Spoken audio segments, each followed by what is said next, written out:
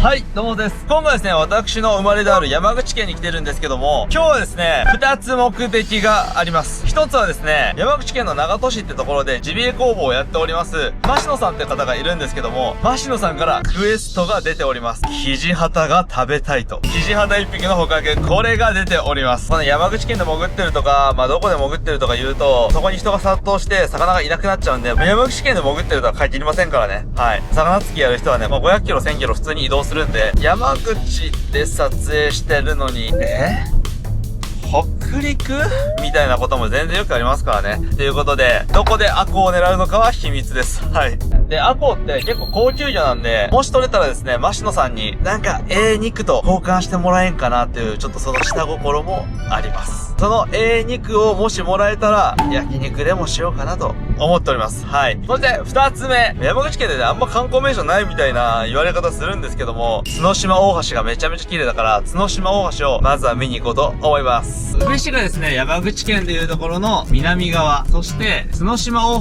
橋があるのは山口県でいうところの北西ら辺ですね。山口県はですね、真ん中に結構でかい山がありまして、こんな感じですね。景色がね、かなり綺麗なんですよね。ちょっと開けてみる。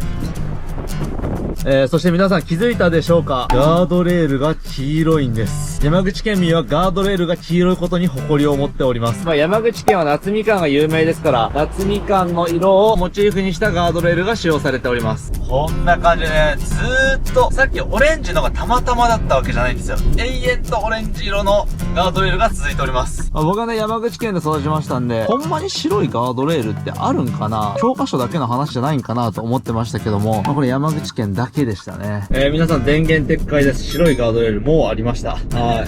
全然白いガードレールあるわ。にしてもですね、こんだけ森だらけだと、ツキノワグマとかいないのかなと思いません？正解はいるんですよ。中国地方、四国地方はですね、ツキノワグマはですね、保護獣に指定されておりまして、四国の方はですね、もうほとんど絶滅しかかってるみたいなんですけども、山口県はですね、徐々に数を増やしてきて、民家があるようなところにも出てくるようになっているという、深刻なね、事態が起きているようです。角島大橋に到着ですね。一回どっかの車の CM に使われたんじゃなかったっけな。それでね、一気に有名になったんだと思います。2キロぐらいの橋ですね。角島っていう島と繋いでるんですけど、角島にはあんまなんもないですね。あそこ泊まれそうじゃん。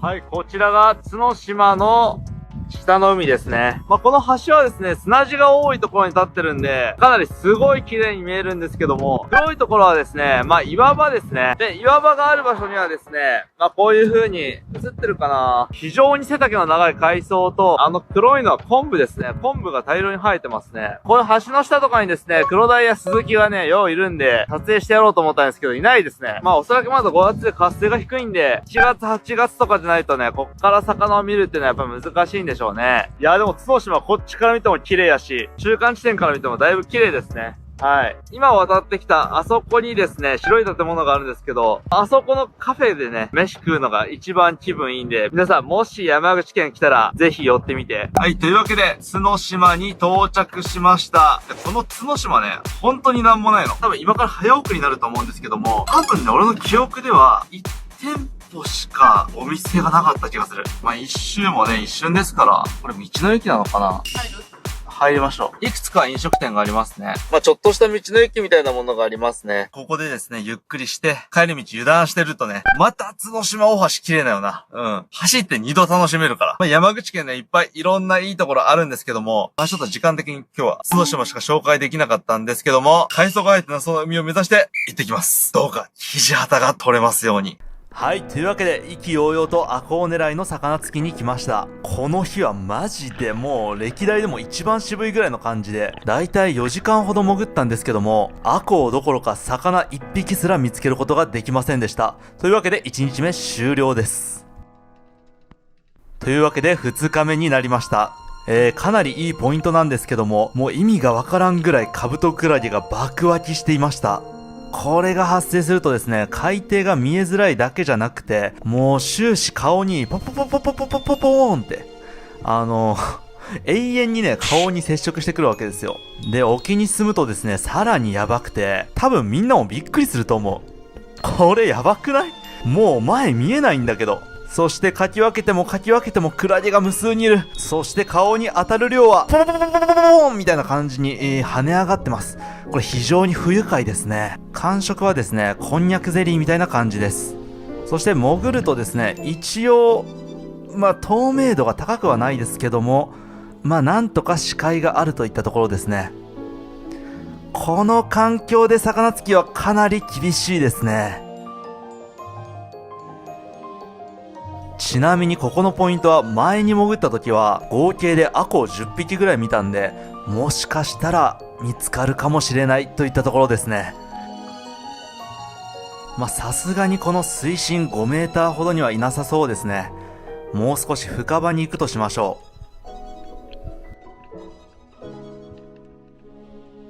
う。さて、深場に来ました。海底は当たり前のように見えないですね。ちなみに海底が見えないのは普通に怖いです。気づいたら水深30メーターとか言ってるのに、まだ海底見えないなみたいなこと時々ありますからね。ここら辺はちょうど良さそうですね。水深は12メーターほどでしょうか。ただ視界も悪く、魚がなかなか見つかりません。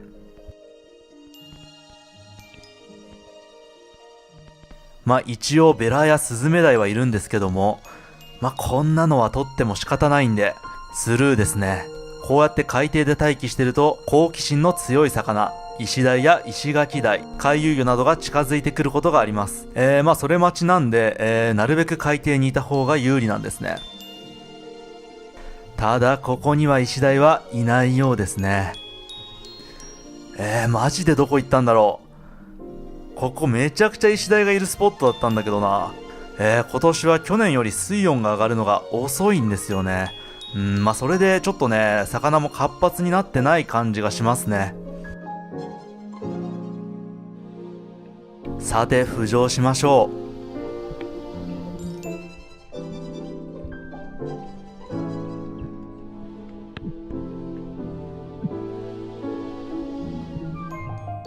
で、今日の水温を取っといたんですけども、だいたい16から18度でしたね。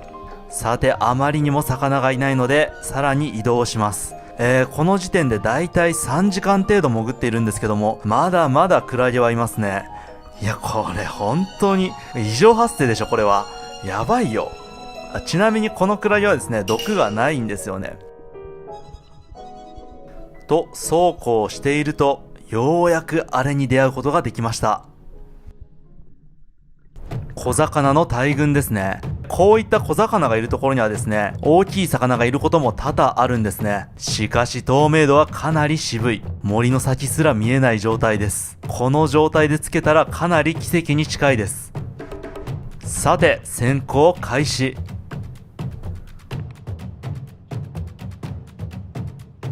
こういう岩の割れ目にはですね、魚がいる可能性が高いんですね。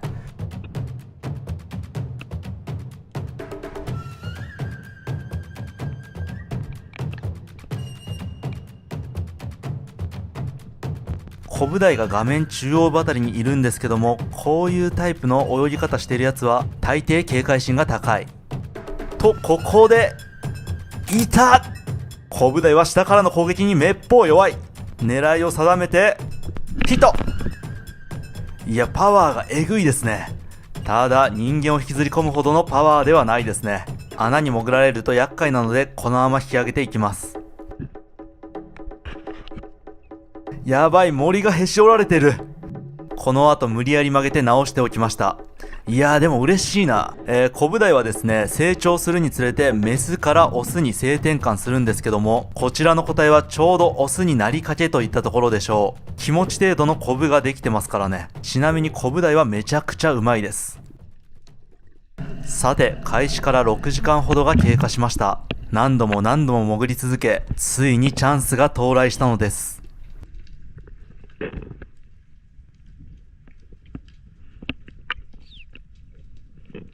イシダイたちはもう寄ってこないことが実証済みなので、海底付近を泳いでひたすら魚を探していきます。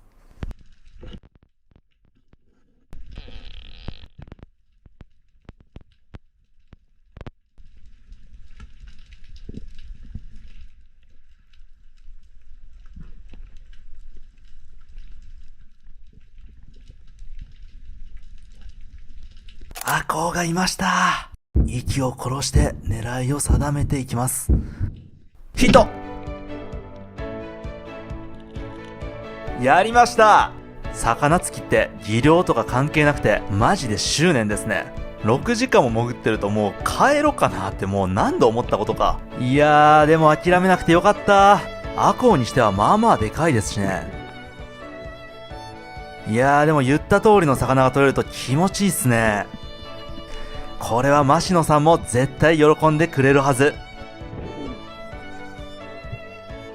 多分50センチ弱ぐらいですね。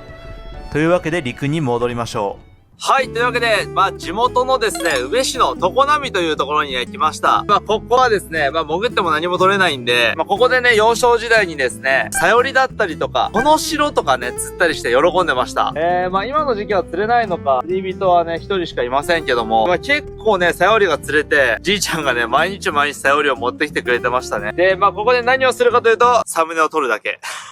よし、サムネを撮るぞ。ここはですね、高校から実家への帰り道でもあったんで、時々ね、海を見に来たりするんですけども、やっぱりね、時たまね、面白い魚がいたりするんですよね。今日めちゃめちゃ透明度いい日です。はい。いつもはね、味噌汁みたいな感じなんですけど、透明度がね、だいたい2メーターぐらいあるんですけど、2メーターの時に、コウイカがいたとか、メジナがいたとかね、時々なるんですよ。これがね、楽しくて仕方なかったですね。今、干潮なんで、満潮時はですね、だいたいここら辺までね、海が満ちてくるんで、こういう場所にですね、カサガイだったりとか、カキとかがついてるんですけども、多分ね、みんな地元の人は取ってるんでしょうね。カサガイは一切見当たりませんね。見つかるのは、この小さい巻き貝だけ。選ぶにいる玉引きと同じなのかな？玉引きではなさそうなんだけど。気持ち悪い。船虫久しぶりに見たわ。選ぶにあんまいないんですよね。にしても魚が1匹もいねえ。最高レベルのポイントを8時間潜ってね、アコウとコブダイ1匹ですから、ちょっとね、全体的に渋いのかもね。ああいう海藻が全て変えるとですね、魚の隠れ場所がなくなって魚釣りしやすくなるんですけども、例年だったらこんなに海藻ないんですけどね、今年は海水温が上がるのが遅いですね。ではね、サムネ撮れましたんで、一旦実家に戻って、アコウの下処理をしまして、そこからですね、マシオさんのとこ行こうかなと思います。鹿、イノシシ、もしくは、ニホンザルの肉がもらえるかもしれませんね。ということで、行きましょう。はい、というわけで下処理をしていきましょう。魚さ、結構丸まんまくれる人いるけどさ、鱗と内臓ついてるさばけないって結構ならないマジなる。なるよね。僕は揚げるとき鱗と内臓をね、取ってから揚げるようにしてます。そしてこちら、キジハタというお魚なんですけども、関東の人はあまり馴染みがないかもしれないんですけども、中国、四国ではですね、もう超高級魚、そして美味しい魚の代名詞でもあります。こちらではですね、方言名でアコウって言うんですけども、釣り人からもですね、すごい人気でですね、僕はね、アコウ釣りをしたことがないんでわかんないですけど、なかなか釣れないみたいです。今回取れたサイズはね、結構1キロぐらいあって、アコウの中ではですね、まあまあ大きいサイズです。で、このぐらい大きいアコウは、どうでしょうね。このお腹の中に卵が入っているのか、内臓脂肪が入っているのかにもよりますけども、普通に買ったら1万円は超えちゃうかなっていうような、そんなね、高級魚になっております。はい。多分、マシノさんもね、こんなでかいアコウついてくるとは思ってないと思うから、多分めっちゃ喜んでくれると思う。で、よくね、これアコウについてるんですけど、これヒジキムシっていうね、寄生虫ですね。これ抜けます。はい、抜けました。見ての通り、ひじきみたいだから、ひじき虫ですね。はい、それでは、鱗を取っていきましょう。完全に死後硬直してるな。カッチカチです。こっちはちょっとめんどくさいんで、突き引きでいきましょう。鱗取り買っとけばよかったね。ほんとね。さばく場所が毎回違うと大変だ。よし、あとは包丁で取ろう。全然取れないよね、これ。全く取れない。取れない？これオレンジの全然取れない。ほんとね。どうやったら取れるね。よし、取れた。ほんまに取れないの。はい、それではお腹を開いていきましょう。ちょっと待って、空気だな。ここ硬いんだよね。よいしょ。でも。よ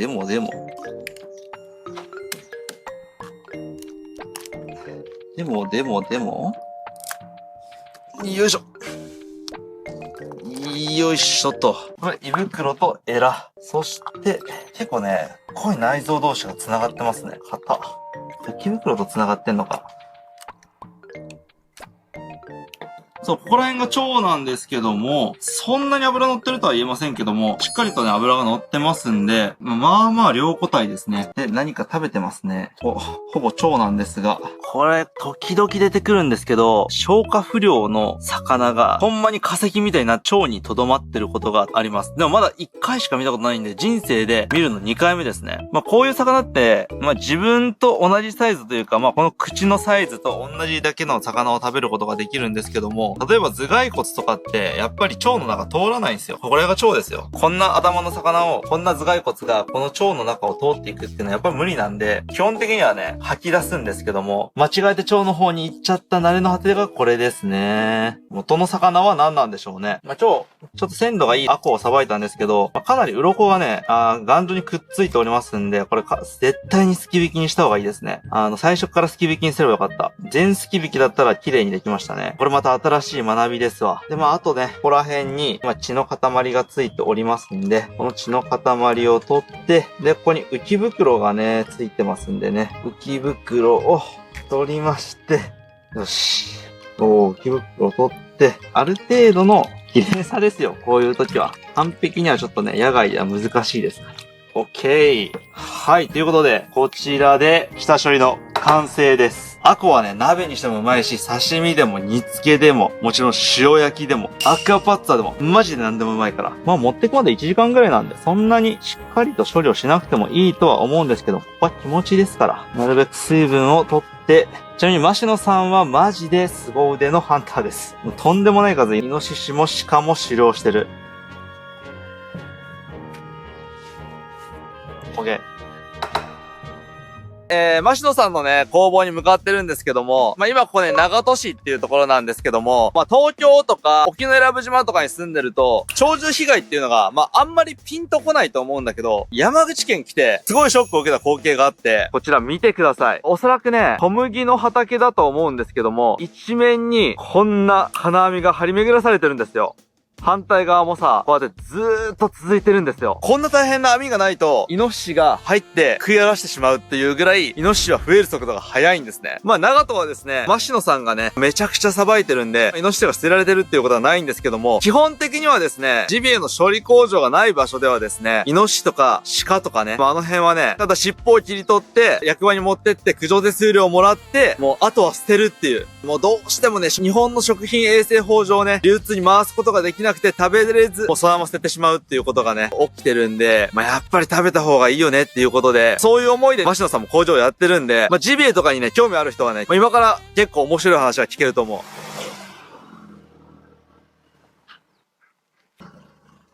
到着！アコ喜んでくれるかね。いや、大喜びなんじゃない？でも俺らさ、瀬戸内出身やからさ、瀬戸内アコおらんやん。あ、そうよね。瀬戸内海でアコを取れたって聞かんよね。聞いたことないね。何が嬉しかったかね、あの時。なんか魚で嬉しかったのって言ったらなんかあったかな。フグか。フグだね。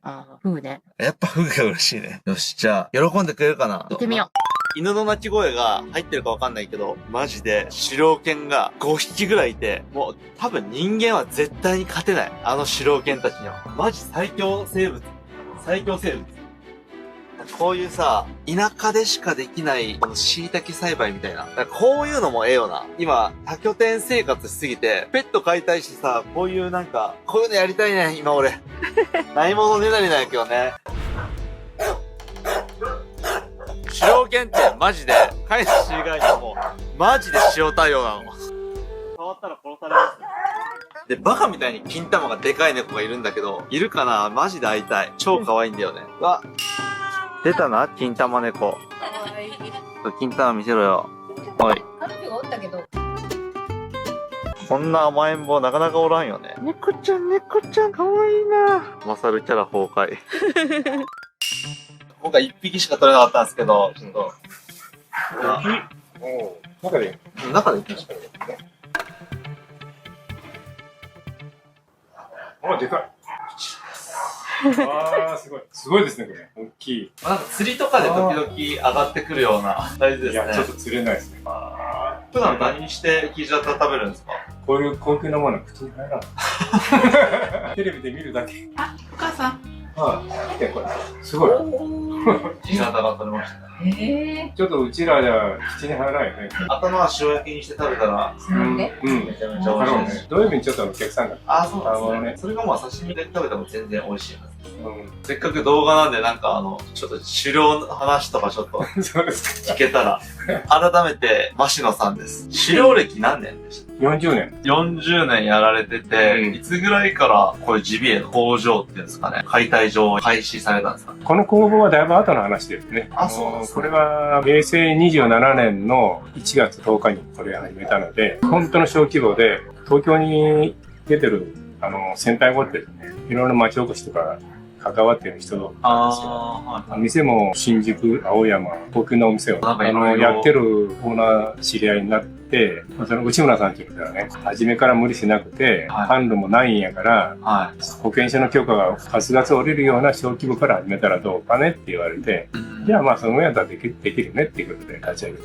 でだんだん今必要なものをそれといったらまあこんな感じだったけど。山口県のいろんな工場もありましたけど、保健所降りるとか、そういう概念ができる前からやられてる方とかの、まあ見たりとか、やっぱここは結構しっかりしてるっていうか、安心感がありますよね。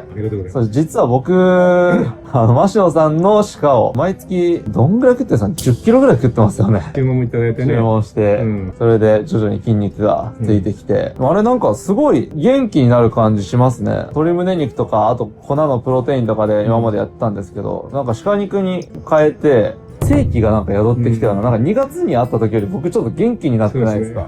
顔がね、生き生きとしてます。ですよね。だからなんか鹿肉ってなんかまあ、こういうことで言うと薬機法にかかるのかもしれないですけど、すごい、なんだろう、パワーのある肉って言ったらあれですけど、狩猟したりとか鹿肉普段食べられてる人ってなんか元気じゃない人あんま見たことなくて、鹿肉まあ元気だから鹿を狩猟に行ってるのかもしれないですけど、この後も増野さんは狩猟の話をたくさん聞かせてくれたみたいじゃぞ。インタビューの前提はメンバーシップから見たってくれや。まあそんな感じで、山口県でマシノさんにちょっとね、お世話になってるんで、動画でもね、紹介したかったんです。多分これからもちょっとお世話になるかなと思ってますんで、一応狩猟免許取ったんで、はい、弟子にしてもらうみたいな、どうやって取ってるんだろうっていうところを見せてもらえたりとかね、したら。大丈夫です。これ何ですか？これが竜田揚げなんです。は鹿の柔らかい肉だけを使って、ソース、ヒレ、内もも、で、それをタレにつけて、衣つけて、冷凍のまんま、もうこの唐揚げ。袋が出して。ちょっとアコーでこれ3つもいただきました。ありがとうございます。これ他にもあるんですね。はい。これはね、ハンバーグっていうよりも、ステーキって言った方がいいかもわからんけど、ミンチにシンプルな味付けをしてあり、ほんとシンプル。鹿のポテンシャルをね、出すっていうところで作りました。肉汁を逃がさんようにじんわり火を通して、肉汁が逃げたらそれでダメなんですね。台無し。じゃあそれを実践して食べますね。まだあるんですか？これね、こんなのが、すごいでっか。マサルさんはやっぱこれでしょ。やっぱ骨がないと。これ嬉しいですね。マスタルっぽい。ありがとうございます。タレつけて焼きながら削いで食べる。シュラスコみたいな感じで。まさかのアコーからこんな豪華な肉セットをいただいてしまいました。こんないただいていいんですか？もちろんです。ありがとうございます。じゃあこれ、ちょっと沖永良部島のスタッフみんなで料理して食べようと思います。ぜひ、お願いします。新商品なので、宣伝しとってください。はい。はい、というわけで、マシノさんとわらしべをしまして、沖永良部島に戻ってまいりました。で、ここまで視聴してくださってる皆さんは、幸せ者です。なぜなら、今回100個限定で、めちゃめちゃうまい商品を準備しております。早い者勝ちなんでね、売り切れる前にぜひ購入してください。そして、ここはですね、沖永良部島のワンジョビーチという場所ですね。あんまり沖永良部島って砂浜がなくて、沖縄みたいにね、泳げる場所が少ないんですけど、非常に泳ぎやすい遠浅の地形が広がっていて、で、砂浜もあって綺麗なんですよね。そしてこのワンジョビーチですね、キャンプ場があるんですよ。しかも無料。しかも Wi-Fi がある。しかもトイレもある。ということで、さらにバーベキュー場もあるということで、せっかくね、今回鹿肉いただいたんで、鹿肉バーベキューを観光していきます。今日バチクソ海綺麗ですね。めちゃくちゃ綺麗。ちょっとね、こうやって高いところでってたりすると、そう、この浅いところにもね、ウミガメがね、結構入ってくるんで、ウミガメ見れるんですよ。でもちょっと西日すぎるな。10分ぐらい探せばウミガメは 100% 見れます、ここでは。はい。そして今回厳選されたうめもんはこちらだ。ラインナップがですね、こちら。青ヒラスのからし明太子漬け。そして、メカジキの味噌漬け。メカジキって結構うまいんよな。そして、マグロのほほ肉最強漬け。こちら、メバチマグロのね、ほほ肉となっております。これめちゃめちゃうまかったっすよね、福井さん。はい。めちゃくちゃうまいです。こんなん炭火で焼いたらとんでもないことになるはず。これがですね、3個セットで、送料込みで3980円となっております。ぜひお買い求めください。そしてこちら、バショウカジキの生ハムですね。バショウカジキは本マグロに味が近いんですよ。で、この生ハムもね、結構美味しくて、ちょっと食べてみますか。まあ味はね、めっちゃうまいスモークサーモンって感じ。スモークの味はそんなにしないんですけど、魚の味自体がすごい強いです。これ福井さんも食べてみてください。いただきます。濃厚っす。ご飯と一緒に食いたいですね。で、これ何グラムなの？結構あるぞ。100グラム。このスモークサーモン系で100グラムこんな入ってるってなかなかないよね。これが5個セットで送料込みで3980円になります。で、こちら皆さん申し訳ないんですけども、100個限定となっております。ぜひお早めにお手に取ってください。ということで、鹿肉と魚、食うぞー！ではまず火を起こしていきます。ポロッポロや。まあ良いでしょう。はい、そしたら着火していきます。はい、そしたら米を炊いていきます。米を洗わなきゃいけないっていうのは、皆さん洗脳されてます。固定概念ですね。米は温めるんで、洗う必要はありません。こんなもんかな？こんなもんっすね。よし。だってみんなサバイバルするときにさ、水ってめっちゃ貴重なのに、米洗う？っていうかサバイバル中米ないよ。よいしょ。はい。ではですね、鹿の骨付きもも肉をですね、脱骨という作業をしていきます。今回2つもいただいたんでね、脱骨したバージョンと、脱骨せずにもうそのまま焼いていって、表面から削って食べていくのもちょっと挑戦してみようと思います。では、鹿肉を脱骨していきましょう。肉の解体はですね、魚の解体と違いまして、骨を裁断する作業っていうのがないんですよね。なんで、基本的に刃こぼれすることがなくて、骨に沿わしてね、包丁入れていくんで、結構ね、柔らかい包丁をね、使ってる人が多いんですよね。なんだったらみんな自作したりしてて、俺はノコギリを包丁にしてるぜ、みたいな人とか、なんかもともとヤスリだった棒を包丁にしてる人もいましたね。これがね、あんま曲がらないとね、やっぱやりづらいらしいんですよ。久しぶりだから、よくわからないな。ここは関節ですね。関節に入れれば包丁がかけることもないと。はい、これで鹿のすねが取れました。あとは太ももの方ですね。せっかく骨付きでもらったんだから、骨付きのまま焼いてもよかったんですけどね。やっぱ脱骨したくなりますよね。骨付き肉を見ると。ね、福井さん。脱骨って言いたいだけですよ。この筋膜があるんですけど、この筋膜に沿ってさばいていけると、なんかうまいと言われるようになるらしいです。俺はいまいち筋膜の位置を把握できてないんで、目で追うことしかできないんですけども、この白いのが筋膜です。我々人間も、腕とかもね、何本か筋肉があって、その筋肉の周りをね、こういう白い筋膜がね、覆ってるんですよ。なんか最近筋膜リリースとか流行ってるじゃないですか。筋膜リリースはなんかこういうのをなんか緩めたりしてるらしい。雑な知識で申し訳ないんですけども、なんか筋膜リリースできる人にこの筋膜見せたらなんか、本物の筋膜だっつってなんかすげえ喜んでたんだけど、ちなみに筋膜はですね、ちょっと硬いんですよ。硬いんですけど、全然食べることはできます。普段我々が食べる肉は筋膜外されてますね。外された筋膜はどこに行ってるのでしょうか。ほとんど捨てられてるんでしょうね。ちなみにこの個体はかなり血抜きがうまくいってる個体ですね。鶏肉みたいなピンク色をしているんですけども、これ血抜きうまくいってない個体は結構ね、牛のレバーみたいな赤身の色をしてるんですよね。これはかなり血抜きがうまくいってます。俺は結構獣臭が強い方が好きなんで、あんま血抜きしてもらってなくても全然大丈夫なんですけど、逆に血抜きされてない、なんか、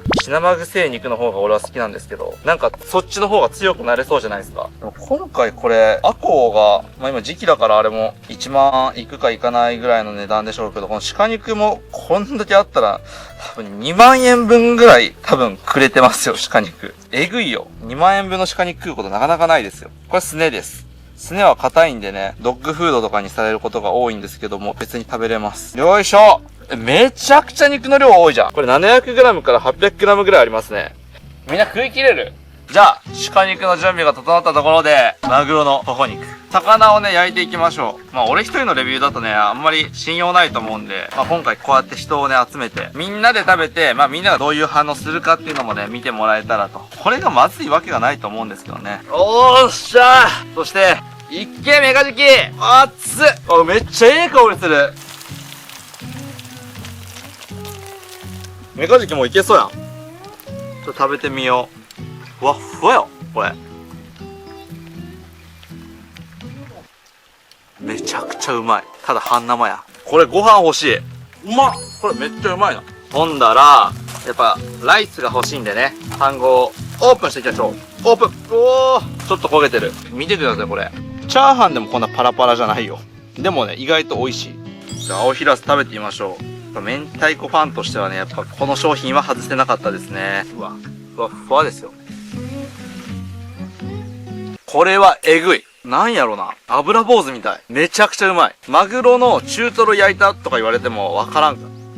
これやばいわ。いただきまーす。めっちゃジューシー。あ、すごいすごいすごいすごい。あ、すごい。こんな油乗ってる魚なかなかいなくないですか？